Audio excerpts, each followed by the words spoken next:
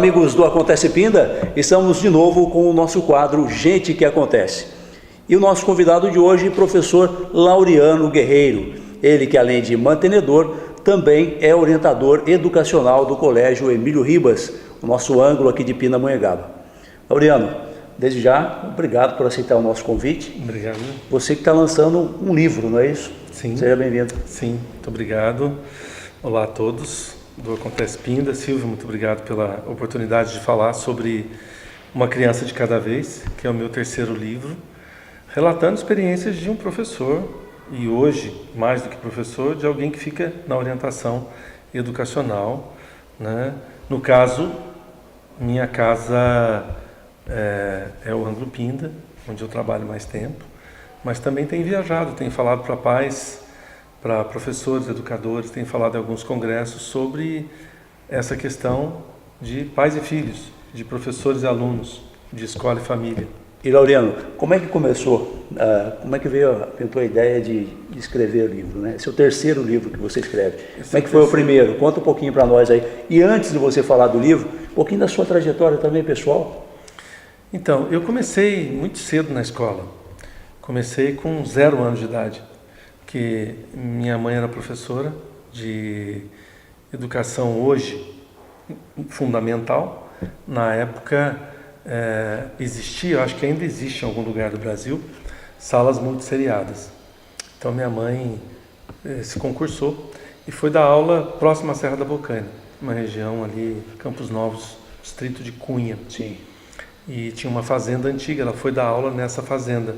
Então a gente morava numa fazenda que era uma fazenda escola. E minha mãe dava aula, lá ela engravidou, eu sou o 5º filho, né? Meus 4 irmãos já existiam quando ela mudou para esse lugar, para as Águas Virtuosas, como era o nome daquela região ali. Um lugar que tinha fontes de água mineral. E eu fui gerado e nasci ali, né? Nessa fazenda escola. Então eu brinco que a minha história começou a nascer, porque eu nasci numa escola. Meu pai, que não era professor, meu pai tinha 2º ano do fundamental, mas naquele tempo o Brasil tinha um nível de educação que assim, com o 2º ano de fundamental você conseguia ajudar muito. É verdade. Né? Meu pai ajudava minha mãe, dando aula, principalmente de matemática. Então eu nunca fui aluno deles, mas todos os dias eu dormia no colo do meu pai, à tarde. Geralmente ele estava dando aula, eu estava ajudando minha mãe, eu ia lá, sentava no colo dele, subia no colo dele e dormia. Eu brinco que dos 5 irmãos, eu era o único que não tinha outra chance na vida a não ser trabalhar com educação. Então eu digo, eu nunca saí da escola. Eu nasci na escola, nunca saí da escola. Então acho que a história dos livros começam com a minha história. É a história que honra meu pai, que honra minha mãe, que honra os meus avós, né, os meus ancestrais, que em alguma medida estavam ligados a esse tipo de cultura, né? Meu primeiro livro se chama Educação Sagrada, é uma abordagem sobre Filon de Alexandria, que dizia que o educador é também um cuidador, e ele usava o termo terapeuta. Então eu fiz uma análise sobre essa relação entre o cuidado e a educação, dentro de uma perspectiva ampla, né? Cuidar do ser humano é cuidar não só do intelecto, mas é cuidar também do relacionamento, é cuidar do corpo. Sim. E é cuidar do propósito, que a gente chama de dimensão espiritual. O segundo livro é Educar para a Condição Humana. Foi uma pesquisa que eu fiz, com bolsa do CNPq inclusive, também sobre a relação entre a espiritualidade e a complexidade humana. O ser humano é um ser que não pode ser reduzido à dimensão sapiente, né? A ser um homo sapiens. Sim. O ser humano é, antes de tudo, religioso, racional, ansioso, consumista. Essa complexidade do ser humano aparece nessa obra, então eu dialogo com autores que pensam a educação de uma forma mais integral. E o foco nesse livro foi a questão do propósito, né? Qual o propósito da educação? É abrir para os alunos uma dimensão de criatividade e de entendimento da complexidade humana e da relação com o sentido da vida. Então, foi o momento que eu descobri, por exemplo, nessa pesquisa, Viktor Frankl. Estava começando aí minha trajetória como professor quando eu comecei a pesquisar sobre isso. O Viktor Frankl fala muito dessa questão do sentido da existência, do propósito da vida. E agora, esse ano, 2019, eu lancei Uma Criança de Cada Vez, que é um livro sobre educação emocional. Na verdade, é uma continuidade dos outros 2 livros. Sim. Porque Uma Criança de Cada Vez traduz a capacidade que nós temos que desenvolver dentro de uma escola de olhar para aquilo que cada criança traz. Porque nós lidamos com as crianças em sala de aula. Geralmente nós temos um número considerável de crianças, né? Na educação infantil tem 10, 12 crianças, no ensino fundamental tem até 22, 25 alunos, no ensino fundamental até 30, no ensino médio 40, terceiro ano de ensino médio mais alunos ainda. É um universo muito... É muito vasto. E cada sala é um sistema. E o sistema, um sistema de verdade, é um todo, onde as partes mudam a qualidade desse sistema. Então, quando você entra numa sala de aula, você vê indivíduos que adquirem ações, que adquirem força, que têm uma produção intelectual, que tem uma produção humana, que é resultado da interação. Então, uma sala de aula, na verdade, é a síntese da interação de indivíduos. Isso é um sistema.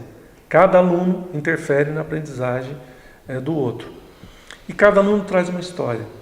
Cada criança traz uma história. Por isso, Uma Criança de Cada Vez significa cada um, quando entra numa escola, traz toda uma história. E o professor, o orientador educacional, o coordenador, o diretor, se olham para essa história, eles conseguem um nível de conexão e de serviço a essas crianças e às famílias dessas crianças de uma forma muito diferente. Então, o que me motivou foi principalmente a relação família-escola. O quanto a gente precisa aprofundar essa relação, melhorar essa conexão, para a gente poder entender de verdade o que cada criança traz. Para mim, Marianne Frank, que é uma professora alemã, que desenvolveu uma educação sistêmica, foi uma das pioneiras. Ela diz assim: cada criança que vem para a escola traz uma pequena aula, porque ela não chega vazia, ela chega com todo um repertório familiar. Sim. Quando ela volta para casa, ela não sai vazia, ela sai com um repertório escolar. E a escola é a antessala do mundo.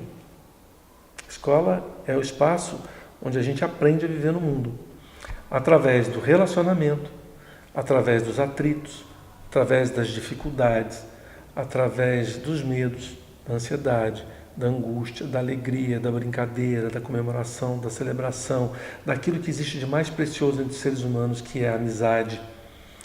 Cada criança desenvolve repertório para estar no mundo. Sim. Então, o que a escola faz de melhor, na minha opinião, é criar trilhas neurais, afetivas, cognitivas, a partir da relação, e é isso que vai fazer toda a diferença. A gente transmite conhecimento, a gente desenvolve cognição, mas é no relacionamento, é na presença em sala de aula, é no olhar, na escuta do professor, é no respeito que a criança encontra para a sua história, Sim. é no respeito que as famílias encontram para a sua história, que a gente consegue fazer a escola ter um sentido maior na vida das crianças, dos adolescentes e dos pais. Muito bem. Laureano, e como você enxerga a educação no Brasil hoje? Nós notamos que nos últimos anos aumentaram muito o número de faculdades e universidades no Brasil e a facilidade também para as pessoas acessá-las. Mas você não entende que a quantidade não é o mais importante? A qualidade deve ser preservada acima de tudo? Você tem uma quantidade enorme, mas precisa ver a qualidade do ensino? Nós temos muitos desafios na educação, muitos. Existem desafios acadêmicos e curriculares. Nós estamos vivendo nesse momento todo um trabalho de implementação de uma base nacional comum, curricular, Sim. a BNCC. Qual é o grande esforço? O que nós fazemos numa escola privada como o Ângulo de Pindamonhangaba e tantas outras escolas privadas? Nós damos uma formação de grande quantidade de conteúdo. A gente tem muita consistência no que a gente faz. O que é importante é que a consistência que as nossas escolas têm, as escolas do Brasil tenham. Então a BNCC procura criar uma base mínima, né, unificada, para que as crianças de qualquer região do país possam ter uma educação de qualidade, possam ter acesso à informação, ao conhecimento, à cultura acadêmica.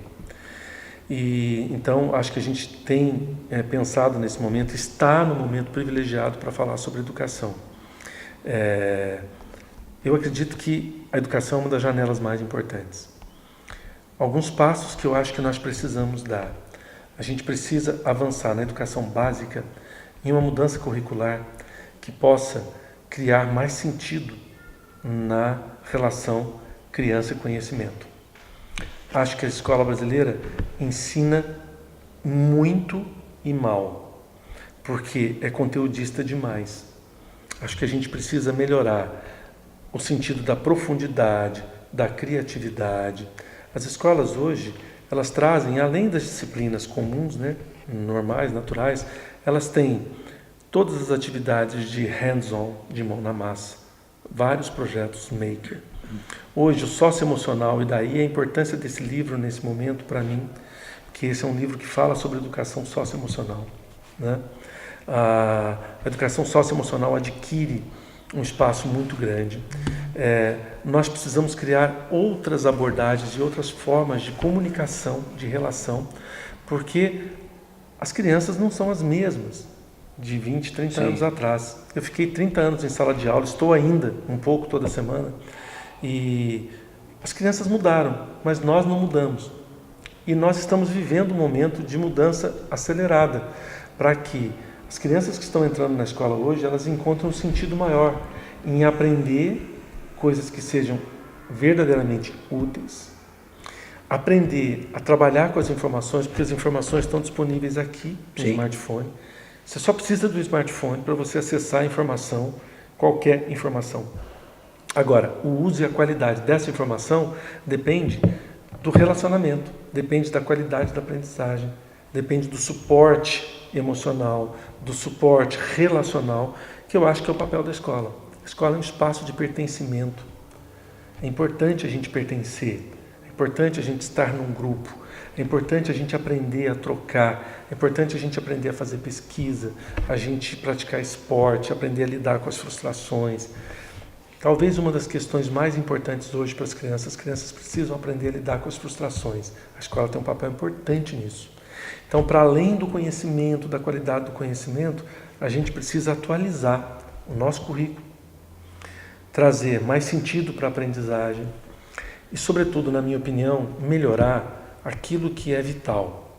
Leitura, escrita, lógica matemática, matemática instrumental.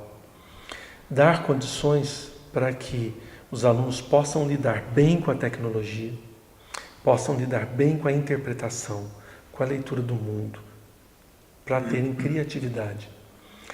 É terrível a gente viver num país que fica muito mal posicionado em programas internacionais como o PISA, que avalia, né, a educação básica. A gente precisa melhorar essa qualidade. A educação está na base de uma democracia forte. Por exemplo, como é que as pessoas elegem vereadores, prefeitos, deputados estaduais, deputados federais, senadores, se elas não entendem o que elas leem, se elas não entendem as propostas que aparecem. E de verdade, o que acontece? Nós temos um analfabetismo funcional gigantesco, mesmo de crianças com grau já avançado de escolarização. Então a gente precisa de verdade se ocupar com a leitura, a escrita, a interpretação, a lógica, a criatividade e instrumentalizar essas crianças para serem cidadãs do século XXI. E não massa de manobra. Sim, pessoas que tenham de verdade uma capacidade de pensar por si mesmas, que tenham a capacidade de avaliar as várias leituras de mundo e as várias visões que o tempo todo aparecem nas mídias hoje. Então, por que tem tanta fake news, né? Porque a qualidade das pessoas que interpretam está comprometida. Então a gente tem um grande trabalho para fazer no Brasil. Muito bem. Esse é o livro, o professor Laureano está lançando o seu terceiro livro, Uma Criança de Cada Vez, Educação Emocional e Liderança, né? Aliás, o ângulo de Pinda sabe muito bem, né? Sobre liderança. O nosso programa socioemocional ele é fundamentado. É muito forte, é muito forte. Então o Laureano traz todo esse universo da escola, que ele está desde do 0 ano, né? Desde o você zero, falou. Exatamente. e traz todas essas informações, muitas dicas são muito importantes, são preciosas. Tem um livro físico e você encontra também através da Amazon, é isso? Sim, encontra tem através o e-book, da Amazon, o livro digital, né? digital. O Kindle, Sim. na Amazon, e tem o livro físico, que Muito você bem. encontra em qualquer editora do Brasil, livraria do Brasil. Você Muito encontra. bem. E olha, nós recomendamos, vale a pena. O professor Laureano tem uma bagagem enorme no que se diz respeito à educação. Só 30 anos vivendo dentro de escola. Laureano Guerreiro, muito obrigado. Sucesso a você, a esse novo trabalho também. E obrigado por participar aqui com o Acontece Pinda. Eu é que agradeço. Um prazer sempre poder falar de educação, falar de crianças. Muito Do que bem. vale a pena do futuro, né? Com certeza, é o futuro de todos nós. Olhar para o futuro. Uma criança de cada vez, professor Laureano Guerreiro, aqui com a gente no nosso Acontece Pinda, e é lógico, né, dentro do nosso quadro Gente que Acontece. Até a próxima!